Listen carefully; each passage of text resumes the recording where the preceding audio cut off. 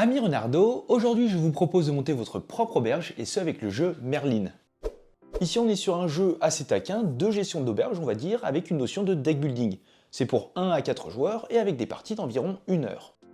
Dans Merlin, vous êtes le responsable de la taverne de votre guilde et vous vous battez pour tenter de décrocher le fameux titre de la Chope d'or. Pendant 4 jours, vous allez ouvrir votre auberge de façon ininterrompue pour dévoiler les dernières innovations en matière d'aménagement et d'animation. Et ainsi, vous tenterez d'attirer un maximum d'aventuriers. Mais sans plus attendre, voyons tout cela plus en détail. Dans le jeu, vous allez retrouver 3 types de ressources et 3 types d'aventuriers. Vous aurez les nains qui génèrent de l'or, très utile pour acheter des emplacements de taverne, des tables ou encore du mobilier. Les elfes en bleu qui génèrent du mana, pour pouvoir acheter des événements au marché qui viendront consolider votre deck. Et enfin, les orques en rouge qui génèrent de la malice, nécessaire pour activer des actions de malice propres à votre plateau de guilde. Vous aurez également un plateau joueur avec au centre des emplacements pour placer de nouvelles tables, pour accueillir les aventuriers, et du mobilier qui vous apporteront des avantages au cours de la partie. À gauche, vous avez vos ressources. Au-dessus, votre tableau de malice associé à votre guilde, avec une capacité unique et une action exclusive, ce qui permet d'avoir un départ asymétrique. Et ici, vous aurez les emplacements des cartes que vous allez jouer. Car oui, vous allez démarrer avec un paquet de départ de 7 cartes, plus une carte associée à votre guilde, qui fera un total de 8 cartes. Et cartes que vous jouerez pour effectuer des actions et défausserez lors d'une phase ultérieure pour récupérer des ressources. Dans le jeu, vous aurez également la présence de cartes quêtes et défis. Les défis sont des objectifs comparatifs avec les tavernes des joueurs adjacents, comme par exemple avoir le plus de nains, et si vous répondez à la condition, vous gagnerez des récompenses. Les cartes quêtes, quant à elles, sont des objectifs communs que vous allez pouvoir résoudre pour récupérer des récompenses encore une fois. Mais vous devrez par contre défausser les aventuriers demandés. Ceci étant dit, une partie de Merlin se déroule en 4 manches qui sont représentées par des jours, à l'issue desquelles le joueur avec le plus de points remporte la partie. Chaque jour est divisé en plusieurs phases, avec une phase de service, où à tour de rôle vous pourrez jouer une carte événement, acheter des améliorations et utiliser de la malice. Une phase de collecte où vous allez générer des ressources grâce à vos cartes que vous allez défausser et aventurier dans la taverne. Une phase de défi et de quête où vous allez pouvoir potentiellement gagner des récompenses. Et vous terminerez avec la fin de journée où vous allez faire un peu de maintenance. Et vous serez prêt à débuter la prochaine journée. Lors de la première phase, en commençant par un premier joueur, vous allez à tour de rôle chacun effectuer un service. Vous allez ainsi enchaîner les tours jusqu'à ce que vous en ayez tous effectué 3. Lors d'un service, vous aurez une action obligatoire et 3 actions facultatives que vous allez pouvoir effectuer dans l'ordre que vous souhaitez. Vous devrez obligatoirement jouer à un moment l'une de vos cartes en main et appliquer ses effets. Par exemple, en jouant la carte une barbe et ça repart, je vais pouvoir placer un nain sur une chaise libre d'une table de mon auberge. Et je vais également gagner un or. L'objectif du positionnement des aventuriers dans l'auberge est de pouvoir remporter des quêtes et des défis. Mais attention, énormément de cartes interagissent à ce niveau-là entre les joueurs. Vous pourrez bien souvent faire des échanges, en coucher ou même faire du vol d'aventurier. Première action facultative que vous allez pouvoir faire, c'est effectuer un et un seul achat durant chaque service. Avec du mana, vous allez pouvoir vous procurer de nouvelles cartes événements depuis la rivière, que vous allez placer sur le dessus de votre deck, le coup étant indiqué en haut à gauche des cartes. Et vous terminerez par recompléter la rivière. Ou bien vous allez pouvoir dépenser de l'or pour améliorer votre auberge. Vous pourrez ainsi acheter un emplacement de taverne, vous paierez le montant indiqué et vous réaliserez l'effet avant de placer une table. Et forcément, vous allez pouvoir accueillir plus d'aventuriers. Vous pourrez autrement améliorer une table en dépensant 4 or, ce qui permet d'augmenter la capacité d'accueil de celle-ci à 5. Ou bien vous pourrez récupérer un mobilier du marché et le placer dans votre taverne. Le coût est indiqué en haut à gauche et il vous offrira un effet permanent pour la partie, ainsi que des points. Mais attention, vous ne pourrez pas avoir 2 fois le même mobilier. Donc par exemple avec l'hôtel de mana, je pourrais en tant qu'action gratuite grâce à cette icône gagner 2 mana et acheter une carte une fois par jour. Vous pourrez également, comme action facultative, faire une action de malice liée à votre guilde. Plusieurs actions vous sont proposées moyennant un coût en malice. Vous pourrez par exemple avec une malice déplacer un aventurier d'une chaise vers une autre ou l'expulser de votre taverne. Cette action est illimitée, c'est-à-dire que vous pourrez le faire autant de fois que vous le voulez en payant une malice à chaque fois. Pour 2 malices, vous allez pouvoir relever des aventuriers qui ont été couchés par l'effet de carte. Pour 3, vous allez piocher une carte événement de votre paquet. Et toujours pour 3, vous pourrez jouer une carte supplémentaire au cours de ce service. Encore une fois, ces plateaux sont asymétriques et vous n'aurez pas forcément le même coût en malice pour ces actions. Et juste en dessous, vous aurez une action exclusive à votre guilde, utilisable qu'une fois par partie. Ici, pour 6 malices, je vais pouvoir gagner un elfe, un nain et un orc. Et attention pour rappel, vous ne pourrez effectuer qu'un seul type d'action de malice par service. En plus de votre action obligatoire et de vos 2 autres actions facultatives, vous pourrez réaliser des actions gratuites, représentées par ce symbole sur votre mobilier et capacité de plateau guild. Le chiffre correspond au nombre de fois que vous pourrez le faire à chaque jour. Pour ça, vous aurez un Q pour vous rappeler que vous l'avez utilisé au cours de cette journée. Et concernant les mobiliers, vous pourrez tout simplement les tourner pour l'indiquer.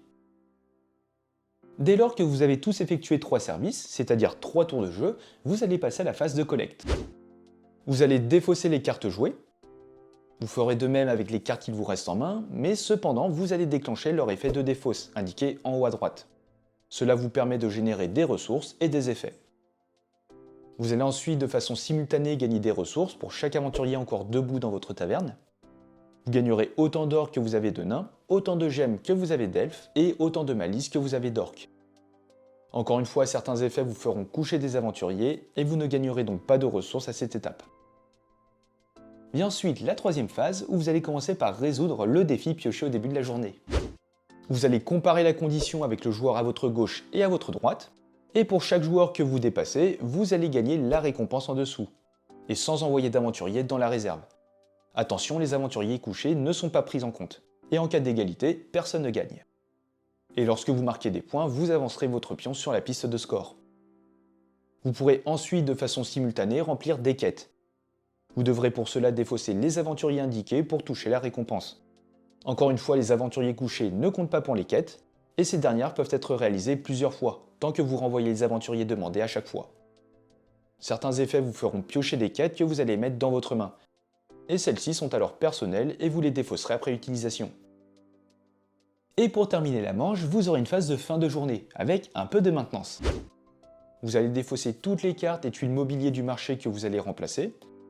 Vous ferez de même avec les défis et les quêtes, en révélant un nouveau défi et 2 nouvelles quêtes. Vous allez placer un nain dans la shop premier joueur, et vous allez le passer au joueur suivant, qui pourra alors placer cet aventurier dans sa taverne. Vous allez relever tous les aventuriers couchés avant de piocher 6 nouvelles cartes de votre deck. Si votre pioche est vide, vous allez mélanger votre défausse pour reformer un paquet. Et enfin, vous allez avancer le jeton journée sur la case suivante, et vous êtes prêt à démarrer une nouvelle journée. Et à la fin de la 4e manche, vous allez passer au décompte des points. À vos points déjà gagnés, vous allez ajouter les points des cartes et vêtements récupérés en cours de partie, les points des tables et des mobiliers. Chaque groupe de 5 ressources identiques vous rapporte 1 point, et le joueur qui en a le plus remporte la partie. En cas d'égalité, c'est la malice qui départage les joueurs. Et les amis, on se retrouve à présent pour un exemple de manche, histoire de mettre toutes ces règles en application. Alors ici, comme vous pouvez le voir, on est sur une configuration de joueurs, avec un joueur bleu qui va incarner la guilde des gobelins, et un joueur vert qui va jouer la guilde des bardes. La mise en place a déjà été faite, donc vous allez pouvoir retrouver la rivière des cartes événements. Ici, vous avez les 2 quêtes pour la manche et la carte défi. Ici, il va s'agir d'avoir le moins de nains possible dans sa taverne. Vous avez les mobiliers proposés, ainsi que le stock de table, le plateau de score, et ici, bien sûr, les plateaux joueurs. Donc chacun a récupéré une carte de mise en place de départ. Donc concernant le joueur gobelin, il va commencer la partie avec une table de 5, une table de 2, ainsi que 3 elfes qu'il a disposés dans sa taverne, et de 3 pépites d'or. Au passage, la capacité des gobelins lui permet une fois par jour de récupérer l'aventurier de son choix, et son ultime pour 6 de malice, une fois par partie, il va pouvoir gagner un elfe, un nain et un orc. Et concernant le joueur vert, donc la guilde des bardes, il commence lui aussi avec une table de 5 et une table de 2, avec un aventurier de chaque, et également une ressource de chaque couleur. Lui, une fois par jour, il va pouvoir piocher une carte de son paquet, et son ultime pour 5 de malice, il va pouvoir copier l'effet d'une carte jouée par un adversaire. Et attention, il va copier 2 fois l'effet si c'est une carte de base. Chaque joueur a pioché ses 6 cartes, on va virer les cartes de départ. Et le joueur gobelin, c'est le premier joueur, donc il va récupérer la shop du premier joueur, et il va pouvoir placer un nain gratuitement. Donc il va un peu regarder les différentes quêtes. Ici on demande 2 nains et un elfe à la même table, ici 2 nains et un orc sur 2 tables différentes. Donc en le plaçant là, c'est un bon début. Mais attention, encore une fois, il faut posséder le moins de nains possible. Et sans plus attendre, on va démarrer ce début de manche, et on va commencer avec la phase de service, où chaque joueur va en effectuer 3 avant de passer à la phase de collecte. Du coup, le joueur gobelin va commencer par jouer cette carte, une barbe, et ça repart. Cela lui permet de gagner un nain, qu'il va placer ici, parfait, pour remplir cette quête. Il va également récupérer un or. Il a ensuite droit à ses actions facultatives comme utiliser ses actions gratuites, utiliser des points de malice ou encore faire des achats. Donc soit en or, soit avec du mana pour récupérer des cartes événements. Ici, il n'a pas de malice, donc ça va être rapide. En achat, cependant, il va dépenser 4 pièces d'or pour acheter une table. Je place donc une table de valeur 2 et je vais pouvoir gratuitement, enfin immédiatement, poser 2 aventuriers au choix dans ma taverne.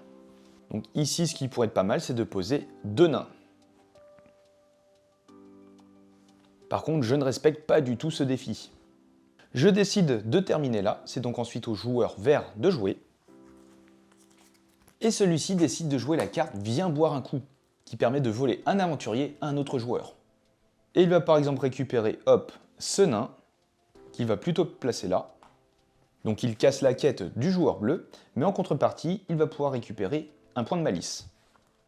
Désolé, petit rollback, il va placer son nain ici, pour réaliser cette quête. Le joueur gobelin va jouer le gobelin dé pour récupérer un aventurier au choix et gagner un point de malice. Et il va décider de récupérer le nain qu'il a perdu. Et malheureusement, il n'a pas assez de sous, et il décide de faire aucun achat. On continue avec le joueur vert qui va jouer cette carte, pilier de barre, et qui décide de récupérer 3 points de mana. Il passe donc à 4, et il donne également un mana aux autres joueurs. Et avec ces 4 points de mana, il va récupérer cette carte, orchestre, qu'il va placer sur le dessus de son deck. Au passage, cette carte lui permet de gagner 3 orques, et les autres joueurs vont également gagner un orc et une malice. Et on recomplète immédiatement. Dernier service pour le joueur gobelin qui va jouer cette carte, et cette fois-ci, il va décider de récupérer 3 ors. Donc le joueur adverse récupère également une pièce d'or. Il va consommer ce qu'il vient de gagner pour récupérer cette fois-ci un mobilier, et il va choisir de récupérer un sac à dos magique, ce qui lui permet lors de la phase de collecte, lorsqu'il va défausser une carte, d'appliquer 2 fois l'effet de défausse. En plus de ça, ça va lui rapporter un point fin de partie. On recomplète la rivière. Et avant de terminer, il va utiliser la capacité de sa guilde, où il va pouvoir récupérer un aventurier, qu'il va placer à ce niveau-là. Et pour finir cette phase de service, le joueur Bard va jouer le souffle du dragon.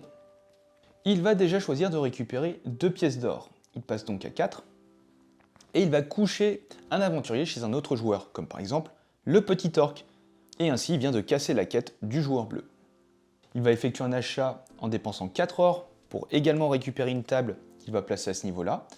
Et il va pouvoir placer 2 nouveaux aventuriers. Comme par exemple 2 nains. Il va également utiliser sa capacité de guide pour récupérer une carte. Évidemment, il vient de récupérer la carte qu'il a récupérée depuis la rivière, donc orchestre. Et ceci termine cette première phase. On va donc passer à la phase de collecte. On va commencer par défausser toutes les cartes jouées. Et les joueurs défaussent également les cartes qu'ils ont dans leurs mains pour récupérer le bonus de défausse. Donc ici, un de mana, ici, un point de malice, et ici, un point de mana ou de malice. Je vais préférer gagner du mana. Le joueur vert va défausser une barbe et ça repart pour gagner un or, une malice, un or ou un point de malice, il va gagner de l'or. Et ici, soit il va pouvoir gagner un orc ou bien 2 points de malice. Et il va choisir de gagner un orc, qu'il va placer à ce niveau-là. Les joueurs vont gagner des ressources en fonction des aventuriers encore debout dans leur taverne. Donc ici, on a 4 nains debout, donc 4 orcs, 3 elfes, donc 1, 2, 3, et malheureusement un orc qui est couché, donc ça ne compte pas. Et ici, on va gagner 4 ors, donc on passe de 2 plus 4, 6, 2 de malice, et un point de mana. On va ensuite passer à la troisième phase, on va résoudre tout d'abord les défis. Ici, il y a une égalité, donc 4 nains versus 4 nains. Du coup, rien ne se passe. Et concernant les quêtes, on va commencer avec le joueur gobelin. Il peut faire cette quête une seule fois en dépensant 2 nains et un elfe. Il va ainsi gagner 2 points et piocher une carte. Et malheureusement, ici, son orc est couché, il ne compte donc pas pour la quête. Concernant le joueur Bard, il va défausser ses 2 nains et un orc. Il va gagner 2 points et 3 points de mana. Et il peut le faire une deuxième fois. Hop là, 4 points et encore 3 points de mana. 7. Ce qui lui fait un bon tour pour récupérer de meilleures cartes dans la rivière. On passe à la fin de journée, on va justement réactualiser cette rivière. De même pour les défis et les quêtes. Pareil pour les mobiliers, hop. On redresse tous les aventuriers couchés et chaque joueur repioche 6 cartes. Donc une, on mélange à des fausses. Ici pareil. On avance le marqueur manche d'un cran et on termine par changer de premier joueur. On va placer un petit nain et on le donne au joueur suivant qui va pouvoir placer son nain où il le souhaite dans sa taverne. Par exemple, ici. Et là, vous êtes prêt à démarrer une nouvelle journée. Vous allez ainsi les enchaîner jusqu'à arriver à la fin de la 4e avant de passer au décompte des points. À vos points déjà gagnés, vous pourrez gagner d'autres points grâce aux cartes récupérées depuis la rivière, grâce au mobilier et aux tables, et en fonction également de vos ressources restantes. Et bien sûr, le joueur qui a le plus de points remporte la partie.